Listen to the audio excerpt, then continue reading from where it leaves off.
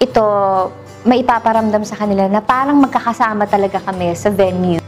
Sarah Geronimo, naghahanda na para sa grand comeback sa ASAP sa 2026. Matapos ang ilang taong hiatus mula sa regular na pagtatanghal sa ASAP, muling babalik si Sarah Geronimo sa primetime variety show ng ABS-CBN sa taong 2026. Ang balitang ito ay ikinatuwa ng kanyang mga tagahanga na matagal nang naghihintay sa pagbabalik ng kanilang idolo sa malaking entablado. Ayon sa mga insiders, ang pagbabalik na ito ay bahagi ng mas malawak na plano ni Sarah na ipakita ang kanyang bagong musika at performance style. Matagal na nga ang huling paglabas sa ASAP, pinatunayan ni Sarah na handa na siyang muling harapin ang live audience. Nakipag-collaborate siya sa ilang bagong artista at ipinakita ang kanyang bagong single na agad namang pinuri ng fans at critics. Ang kanyang presensya sa show ay nagbigay ng malinaw na indikasyon na balak niyang gawing mas regular ang kanyang appearances sa hinaharap.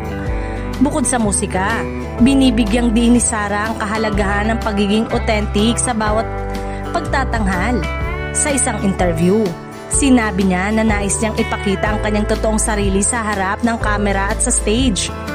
Maraming eksperto sa industriya ang nagsasabing ang comeback na ito ay hindi lamang para sa ASAP, kundi para rin sa malaking plano ni Sarah sa kanyang karera.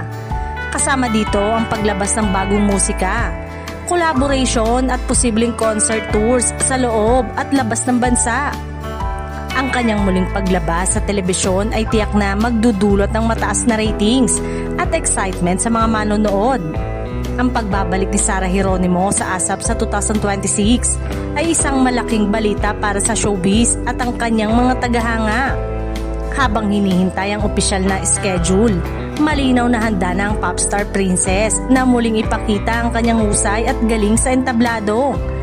Isa itong patunay na kahit ilang taon na ang lumipas, ang talento at dedikasyon ni Sarah Geronimo ay patuloy na magbibigay saya at inspirasyon sa marami.